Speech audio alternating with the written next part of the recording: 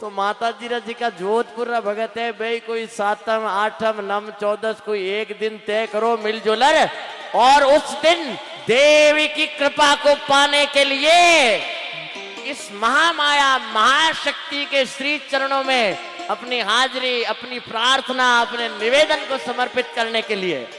क्योंकि घर गृहस्थी रे कामा में आपा सोचा चाला जज चाला तो चाली जे कोनी, एक दिवस का नियम यदि बांध ले।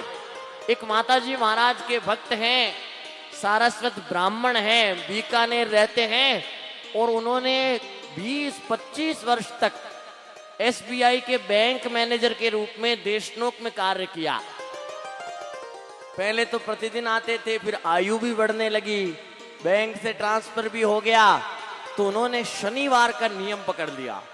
और नियम क्या रखा कि मैं हर शनिवार तेरे इस देशनोक धाम आकर 108 धोक आपके चरणों में लगाऊंगा।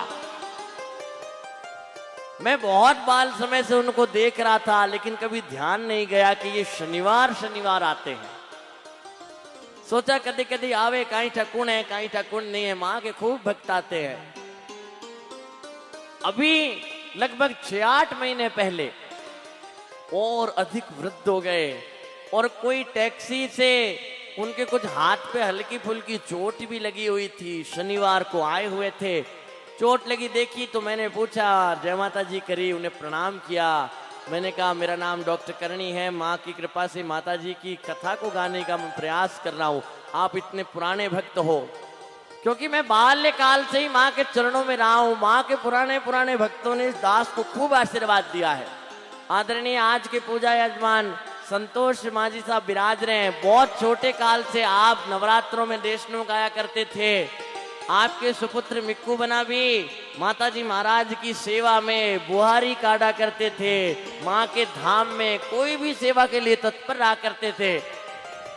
मैंने उनसे पूछा, तब उन्होंने मुझे बताया कि जब तक ये प्राण है तब तक तो माँ से प्रार्थना है कि माँ हर शनिवार आकर तेरे श्री चरणों में 108 धोक लगा सको।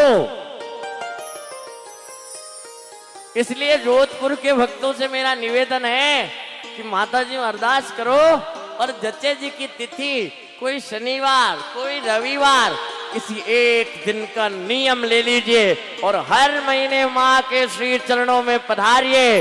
हर महीने माँ करणी के इस देशनोक धाम में आकर अपनी हाजिरी लगाइए, और देखिए आपके जीवन में कैसे कैसे चमत्कार होने लगते हैं। एक बार महीने में कम से कम आकर इस ओरण की रज को अपने माथे पर लगाइए और माँ करणी के हो जाइए, माँ करणी की भक्ति को पाइए। बोलिए कर्णल मात की।